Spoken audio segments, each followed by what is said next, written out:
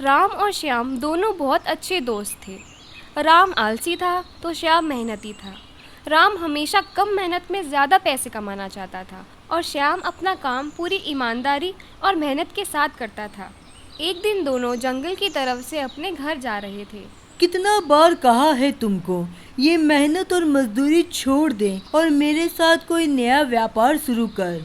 ना बाबा ना, मेरा लकड़ियों का व्यापार ही ठीक है। तुम्हारा क्या, आज एक तो कल कोई और दूसरा व्यापार शुरू कर दोगे और परसों कुछ तीसरा।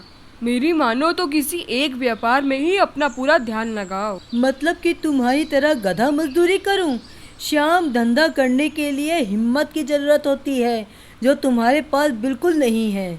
मेरे ख्याल से धंधा करने के लिए हिम्मत के साथ साथ मेहनत की भी ज़रूरत होती है, जो तुम करना नहीं चाहते। ऐसे ही बहस करते करते वो दोनों रास्ता भटक गए। अब तक तो हमें गांव पहुंच जाना चाहिए था।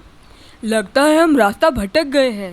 तभी उन्हें जंगल में एक रोशनी की किरण नजर आने लगी। ये रोशनी तो जंगल के अंदर से आ रही है। चलो देखते हैं। दोनों ही उस रोशनी की ओर चल पड़े। जल्दी वो एक विशाल पेड़ के पास पहुंचते हैं। अरे, ये मैं क्या देख रहा हूँ?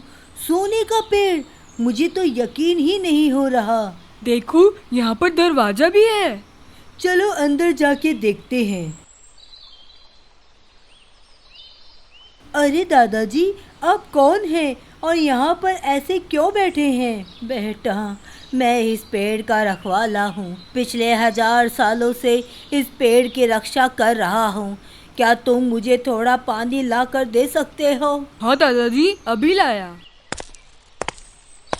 यह तो बहुत बड़ा खजाना है। इस बूढ़े की सेवा करूँगा तो बदले में कुछ उपहार मिल जाएगा। दादाजी, मुझे भी तो कुछ काम बताइए, मैं आपकी सेवा करना चाहता हूँ। अगर ऐसा ही है तो मेरे पैर बहुत दर्द कर रहे हैं, जरा उनकी मालिश कर देना तो। दादाजी राम और श्याम की सेवा से खुश होकर उन्हें 2 पौधे दे देते हैं। वृक्ष ही इस धरती की असली संपत्ति है। तुम इन पौधों को घर के आंगन में लगाना और अच्छे से सेवा करना। अब जाओ, अपने घर लौट जाओ। राम और श्याम दोनों ही अपने घर की तरफ बढ़ते हैं। राम को बूढ़े दादाजी पर बहुत गुस्सा आता है। बूढ़ा खुसट, इतनी सेवा करवा ली और बदले में क्या दिया? ये नन्हा सा पौधा। मैं तो कहता हूँ अभी वापस चलते हैं और उस पेड़ की कुछ टहनियाँ तोड़ कर लाते हैं। पूरी जिंदगी की चिंता ही खत्म हो जाएगी। नहीं राम, हमें ऐसा नहीं करना चाहिए। वे बुजुर्ग हैं, हमें उनका आदर करना चाहिए। अरे, तुम तो गधे के गधे ही रहोगे। मैं तो चला। राम उस पौधे को फेंक देता है और वापस उस पेड़ के पास आता है। उसे पेड़ पर चढ़कर उनकी टहनियाँ तोड़ने लगता है। अरे, ये क्या हो रहा है? ये लकड़ियाँ तो मेरे कोई काम की नहीं। राम निराश होकर नीचे उतरता है। वो फिर उस जादुई दरवाजे के पास आता है और उसे खोलने की कोशिश करता है। अरे, अब इसे क्या हुआ? ये खुल क्यों नहीं रहा?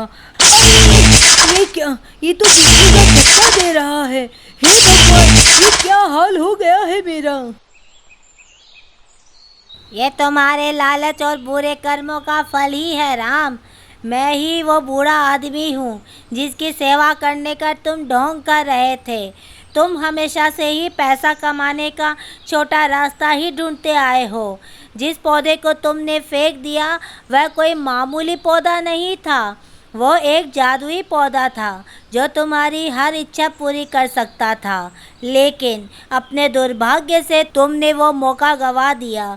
किस्मत हमेशा मेहनती लोगों का ही साथ देती है। अब जाओ, निकलो यहाँ से। पेड़ अदृश्य हो जाता है और राम अपनी किस्मत पे रोता हुआ घर की तरफ निकलता है। देखा दोस्तों, राम का लालच और पैसों के लिए छोटे रास्ते अपनाना उसके खुद के लिए कितना नुकसानदायक रहा। राम को मेहनत करना बिल्कुल पसंद नहीं था। तो दोस्तों, इस कहानी से हमें ये शिक्षा मिलती है कि किस्मत हमेशा मेहनत करने वालों का ही साथ देती है।